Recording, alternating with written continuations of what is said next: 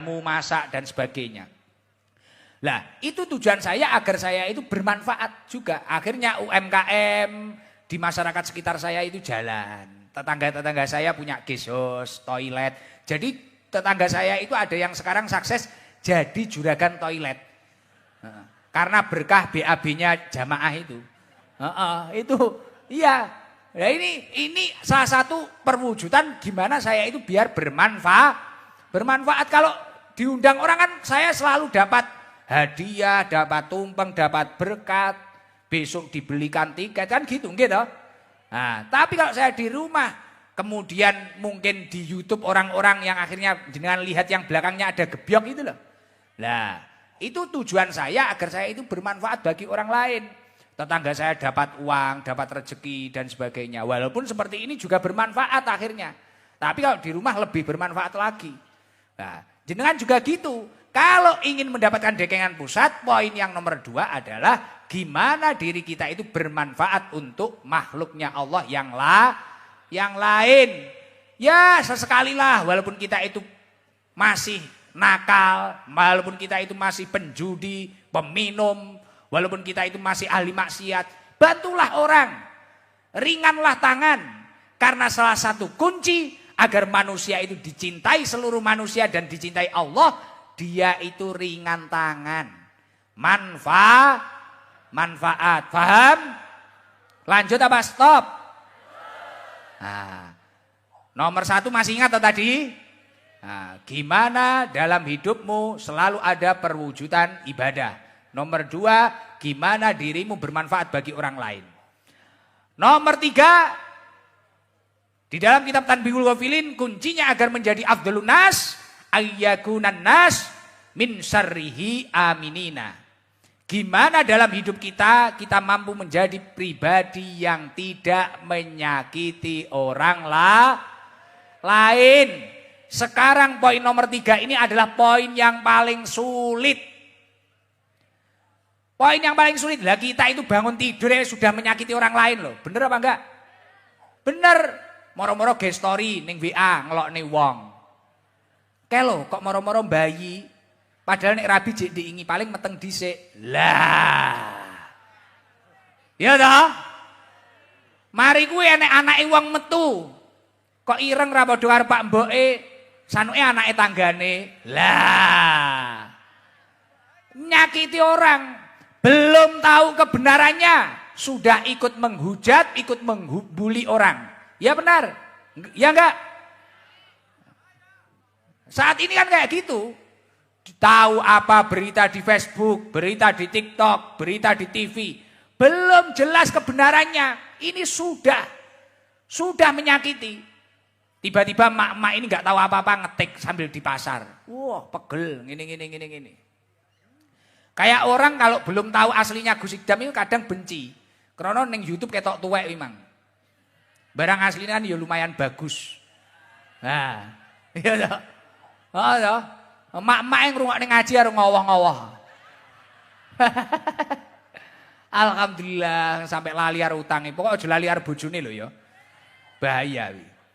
Jadi kunci yang nomor 3, jangan menyakiti orang Di Simpang Brambe, di Kota Waringin Barat ini, di Pangkalan Banteng ini, jangan sampai menyakiti temannya.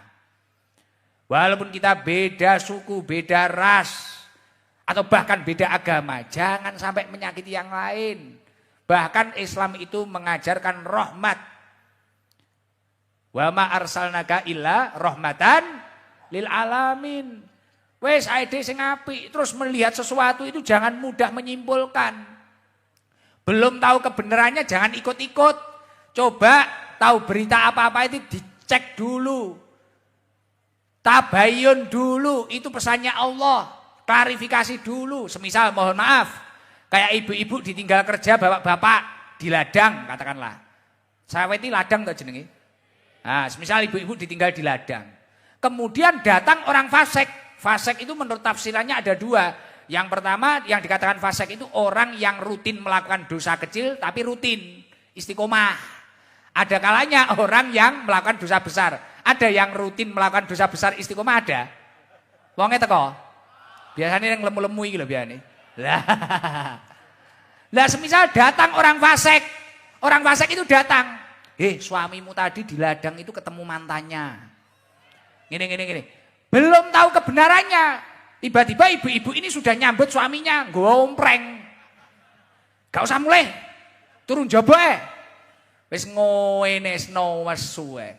Padahal imang tibakno ketemu mbah-mbah, tuwek, nulungi ngunggahne suket, apa piye. Nek ra ngono kadang enek ibu-ibu iki gagal paham. Enek suamine rapat. Umpamane rapat NO lah. Rapat MWC apa piye, Pak? Bu, aku tak rapat sik. Iya, Pak, engko mulai jam 10 ya. Dilalah krana rapat imang mlese wektune. Akhirnya mulai jam 12. Wah, langsung kancane kon video kabeh. Dadi sor beduk di video, jeding di video, kira-kira enek sapa iki. Jerene mulai jam 10 kok mulai jam 12. Nah, biasanya sing tukang ngono kuwi kudung ireng klambi kuning. Lah. Lah iya. Jangan seperti itu. Kalau belum tahu kebenarannya dan kenyataannya jangan mudah menyimpulkan. Ayatnya apa itu? Ya ayyuhalladzina amanu in ja'akum binaba'in fatabayanu.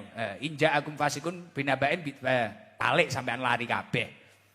Kalau datang kepadamu orang fasik ya toh, membawa kabar berita buruk, tabayun. Fatabayanu, tabayun dulu. Tabayun dulu, klarifikasi dulu, ojo moro-moro ae. Agar tidak berpotensi menyakiti orang lah. Agar tidak potensi fitnah. Lah hari ini bangsa kita, negeri kita, ini lagi diuji. Sekarang kecanggihan teknologi itu istimewa. Istimewa loh, sekarang itu tidak hanya masalah sosial media loh. AI ada loh. Sekarang saya sama Pak Lurah ini diedit rangkul-rangkulan bisa loh. Dan kelihatan kenyataan, diedit ciuman iso loh ini. Enek emak-emak moro-moro diedit ngamplok saya bisa loh. Teknologi itu canggih sekarang, makanya jangan mudah percaya dulu.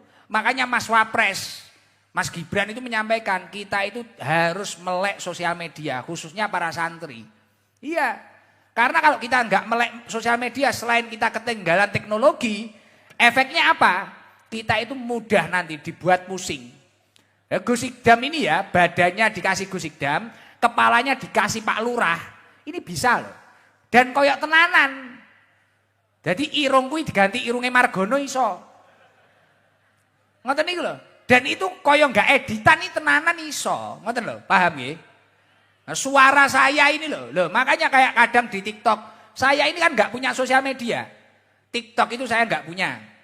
Facebook saya enggak punya. Ini bahkan saya menyuruh orang untuk merapikan ini.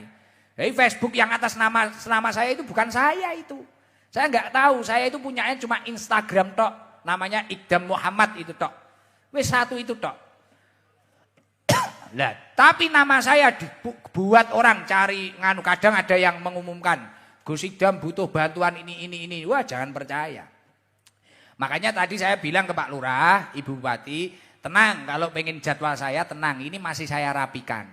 Jangan sampai terkena makelar-makelar atau orang-orang yang berkepentingan. Sabar dulu, ini saya rapikan karena tujuan saya meratakan satu Indonesia iki krana pengen cetuk Gus Iqdam kabeh. Ngono garangane iki akeh. Ngoten lho nggih. Hei sabar dulu. Jangan sampai setelah ini baru wah seneng wis sesuk kudu. Sabar dulu nanti tak rembug sama Ibu Bupati. Ngoten nggih. Nah, nanti bisa diacarakan di kota sana nanti. Masya Allah masuk luar biasa. Jadi penting rukun, jangan mudah diadu domba. Walam taslab hadi nikmatur rabbaniyatul kubra min katsirin minan nas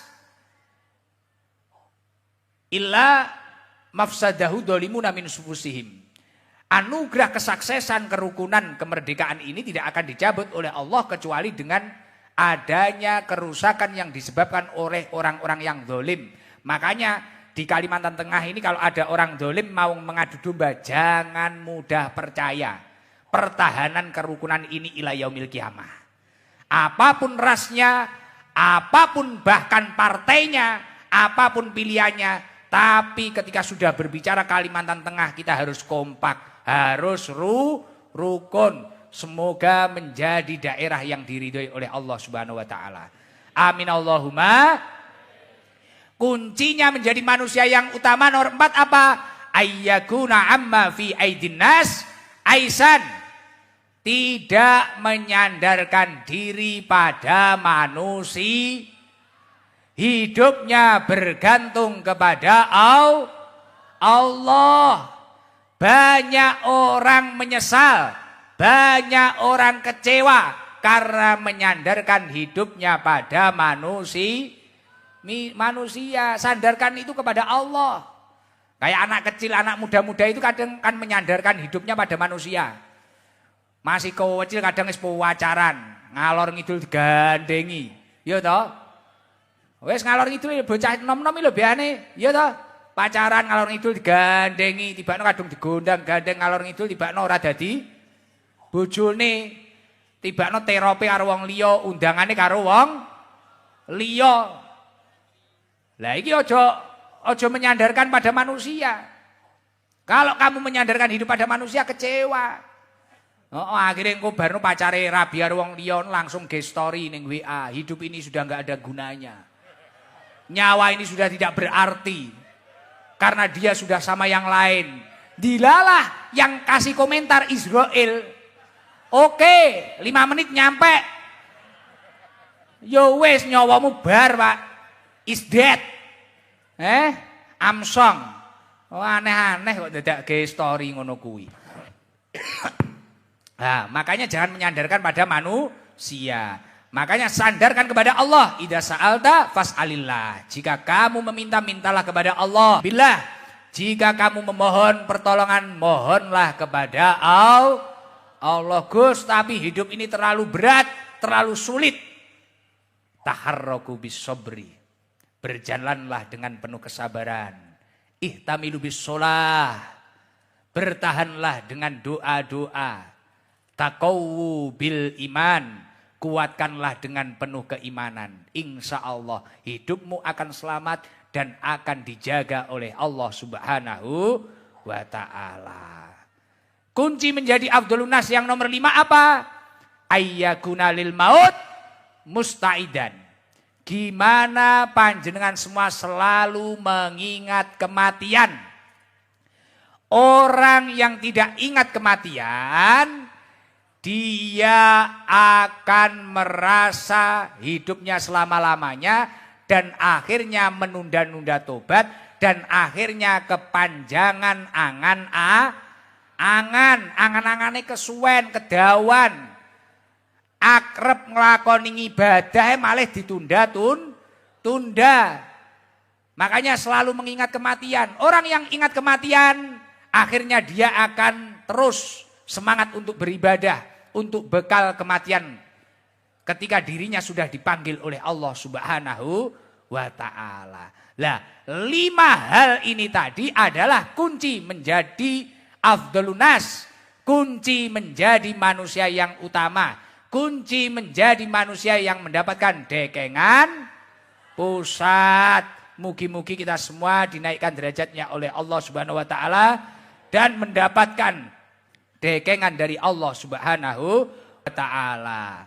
Monggo yang semangat nanti lampunya diarahkan di jamaah saja ya. Nanti kalau saya bilang Nabi Putra Abdullah. Lah waktu Nabiullah Muhammad angkat tangannya yang tinggi nggih. Angkat tangannya yang tinggi. Nanti waktu Nabiullah Muhammad. Setelah itu turunkan lagi. Waktu Nabiullah Muhammad angkat tangannya yang tinggi lagi. Gitu nggih? Nggih. Terus nanti waktu Maula Yasol angkat. Terus gerakan nganan ngiri gitu nggih? Yang kompak. Nganan ngirinya yang nanti yang kompak nggih. Ikuti saya nggih. Ayo semangat biar semuanya bangun ini yang tidur-tidur. Coba dicoba dulu. Nabi Putra Abdullah. Oke, waktu Nabiullah Muhammad diangkat tok, nggak usah digerak-gerakkan, diangkat tok. Gerakkan nanti waktu Maula Yasol, gerakkan gini, nanti gini. Lawatannya sudah, Masya Allah, sampai